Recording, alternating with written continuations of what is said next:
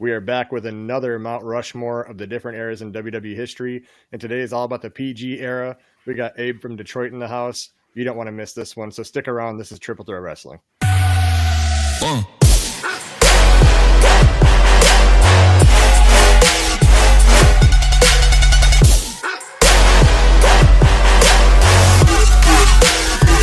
Welcome back to Triple Threat Wrestling. If you are new to the channel, be sure to follow and subscribe. We drop daily wrestling content. Back with the Mount Rushmore of every era in WWE history, and today is the PG era. So we'll try to keep it PG, gentlemen. We'll try to watch our language, and no, I'm just kidding. MVP, you're doing good?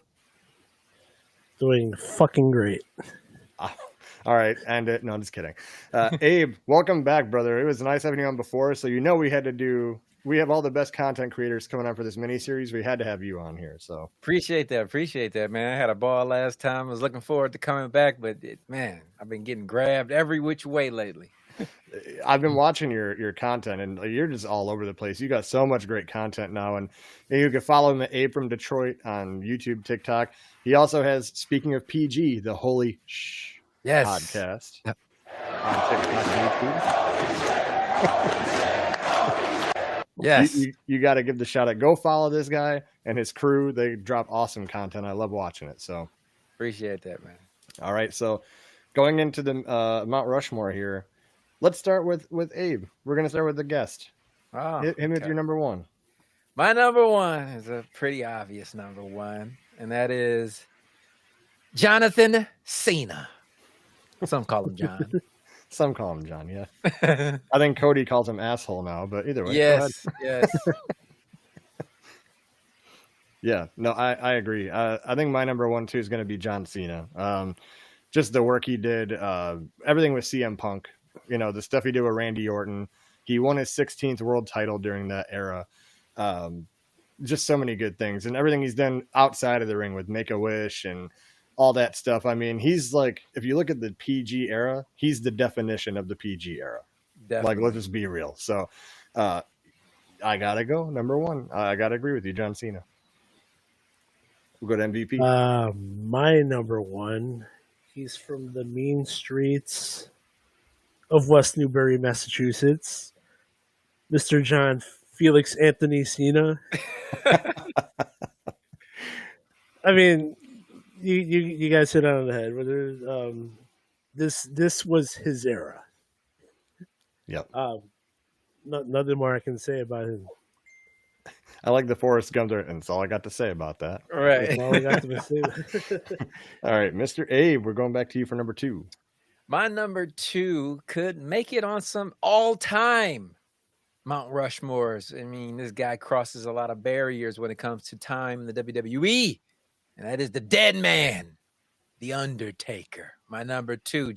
He just keeps re-evolving himself. He was always at the top in WrestleManias. He was always active. So I cannot not pick the dead man to be on the Mount Rushmore, the PG era. And he could also have an argument to be on the Attitude era, True. There are some, I've noticed with different content creators, there's some arguments that some wrestlers are on different era Mount Rushmores because they just were great across so many eras, and Undertaker's one of them. I mean, Definitely. He's one of my favorites. But for my number two, I am not going to go with The Undertaker. I am going to go with I'm going to use my hidden gem now, so we're not copying each other. But hidden gem, here we go, breaking news. I'm going to go with The Miz. I'm going to go with The Miz because he did a lot of stuff. I did think about him. Yeah. I did think about him. I had to convince myself out of him. It's hard to. He beat John Cena for the title at Mania. Well, he had it. He just retained it.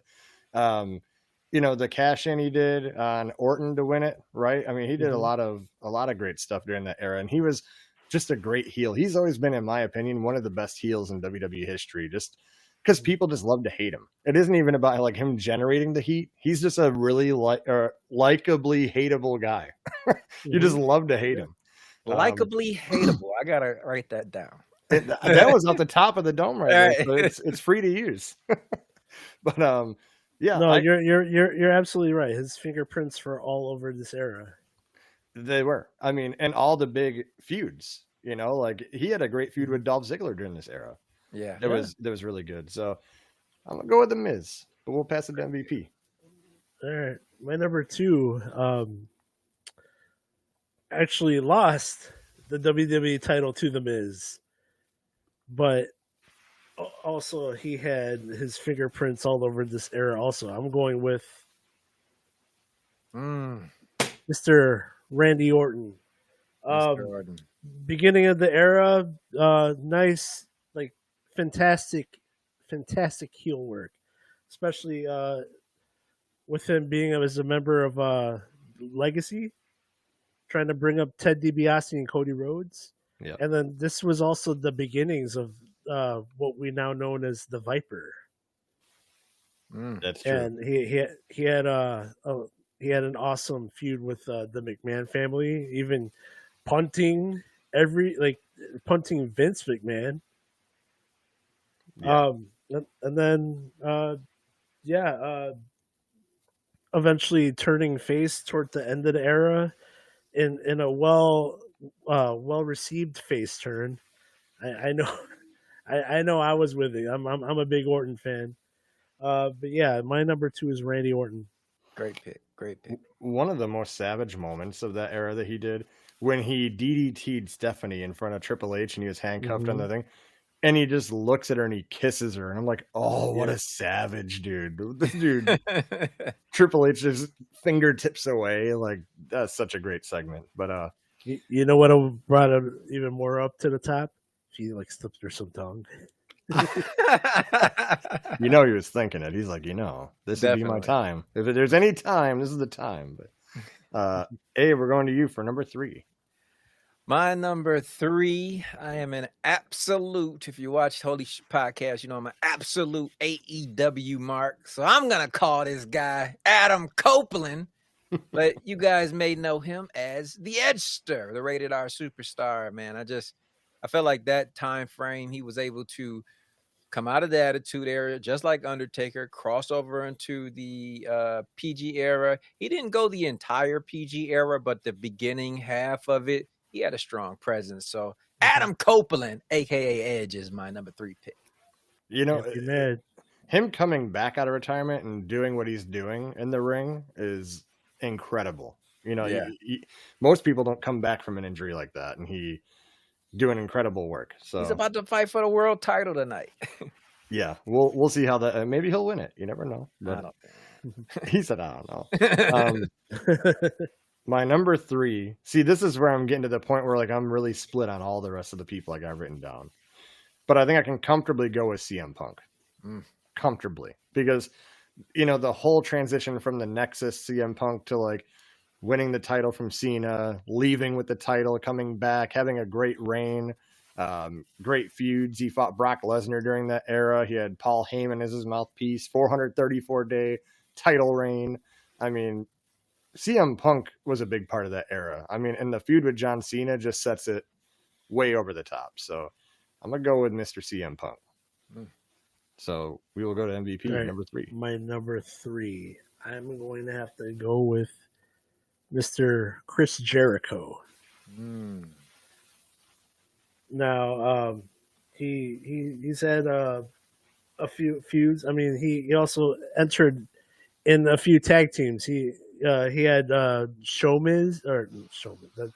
He had with the Miz, and then he also teamed with Big Show for Jericho. Yeah, and then he took a year off, came back, started a feud with CM Punk. Best in the world versus best in the world. I have to go Chris Jericho on this one. I'm surprised you didn't bring up the greatest part of that. You just made the list. That was much later. That was the next era. Oh, was it? Okay, I thought it was like the tail end of the PG era, but that was near the end of his WWE era. Well, then since I got it wrong, I just made the list. We'll go to Abe for his final face on his Mount Rushmore. The final face on my Rushmore is actually on my all-time Mount Rushmore as well. But on that list, I called him the Heartbreak Kid. On this list, I called him Jesus Christ Superstar, Shawn Michaels. Shawn Michaels, he just when he came back and he had the whole he was saved and holy. That run was decent to me. You know, I feel like it was a nicer era of his heartbreak kid, heel, just always being the bad guy. So I enjoyed that, you know, coming out with the white beater and the blue jeans. It was cool, man. I enjoyed it. Shawn Michaels, my number 4 in the PG era. Not to mention the Undertaker match. Yes, Undertaker match was in that era. Yes, one of the best matches, arguably of all time. Of all time, ever. I'm really split here. I got 3 left that I wrote down that I think are worthy at this spot. And I know where my mind wants to go, but I'm going to go where I just feel that we need to go. I got to go Daniel Bryan. Daniel Bryan, great pick. Daniel Bryan. I mean, the Yes Movement, that arguably is enough to get him on the Mount Rushmore of that era. But great heel work, you know, when he faced Sheamus, you know, lost the title in 18 seconds of Mania. Like, he was one of those guys that, again, was really easy to not like during that heel run. And now Team Hell No was during that era, right? Or was that right? Yeah. That was weekly. I'm not a big fan of like the segments like that backstage where they had like the therapist. This was just so great. It was so fun to just watch them like go to therapy and end up hugging it out and being like, you know, buddies. So I got to go Daniel Bryan for my final Mount Rushmore spot. I think in one of those segments, he actually ate a meatball. Yeah. He did. That is true. A vegan guy eating a meatball. It was a tofu ball, but we'll go to you for number 4, Matt. My number 4. You said it, Lucky. I'm going CM Punk. Now, toward he kind of lurked around the beginning of the era, and toward the middle of the era, he had some supreme heel work. You know, arguably deserving of a WrestleMania main event. But it never happened. And then Money in the Bank 2011 happened, and it just flipped the whole landscape of wrestling on its head. And you can argue that there was no one hotter than CM Punk toward the end of the PG era. Facts. So for that, he has a place on my Mount Rushmore. Do you have any honorable mentions? I do. I was just gonna say that. I had 2 that I was almost gonna put on the list. One was, they both kind of sleepers. One maybe not so much, but my main sleeper was the Big Show. You know, he had a big feud with Mayweather in 2008 that really catapulted this whole entire PG era.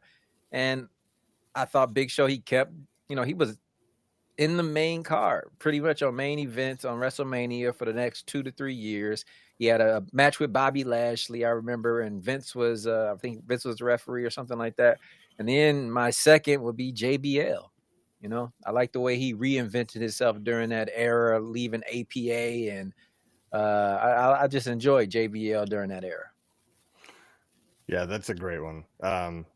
I'll give you mine before you go MVP, but my one that almost made it was Randy Orton. I chose against Chris Jericho because you took him, and I was like, I want to be different, and I'll take Daniel Bryan. But also a sleeper pick, Sheamus. He beat John Cena for his first world title in like his first month.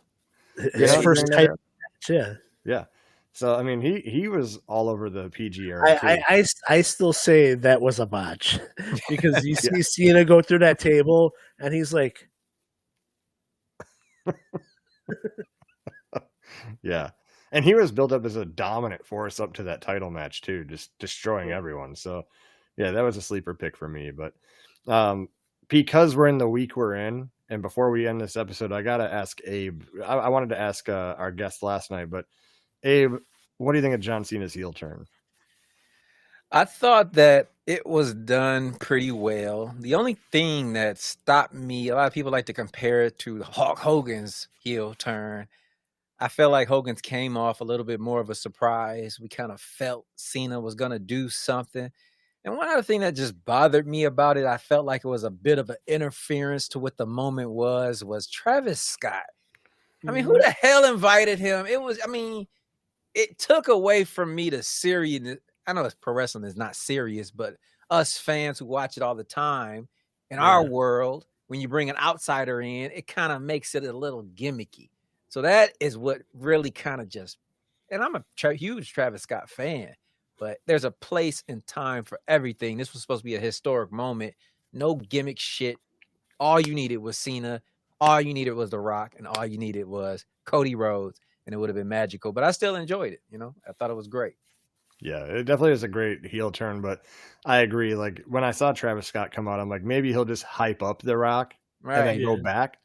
But he walked to the ring. I'm like, oh, this dude's gonna be there for whatever's gonna happen. Okay. And then he fucking hurts Cody Rhodes. Right, my guy. Man, what the hell? So either he did hurt him, or there's rumors that Cody was telling him, like, hit me, make it look real, like, hit me. And it's like, yeah, but you almost busted dude's eardrum. Like, he said hit him, not injure him. Today, a little news came out. Travis Scott, through his merchandise line, just dropped a new T-shirt. It says, "Wrestling is real." So maybe that hit was a play on this T-shirt that is selling like crazy off the shelves right now. You never know. Maybe. I just hope he's not in there for the further segments, because Cena he's doesn't wrestling. need Travis Scott. He's training. He's going to be in a match. He is seriously training. Oy vey. He can face Bad Bunny. Oh, that'd be amazing. We'll leave it at that. He can lose that hardcore title. Right. Yeah. But yeah, that wraps up the PG era. Again, if you're new to the channel, be sure to like, follow, and subscribe. We drop daily wrestling content. Go check out Abe from Detroit and the Holy SHHH Podcast. They are awesome dudes, awesome content. You don't want to miss it. So all the links to that will be in the description box, and we will, hopefully you guys give them some support. So Abe, you're always welcome here, brother. It's nice to have you on here. And I gotta have you on the show. We launched back. We took a month off. We got this huge new production deal. We're gonna be announcing it soon, but it's massive. And we took a month off. We'll be back next week, March 20. Just don't miss it, man. It's gonna be huge, man. Got some good guests from NXT gonna be on. It's gonna be great.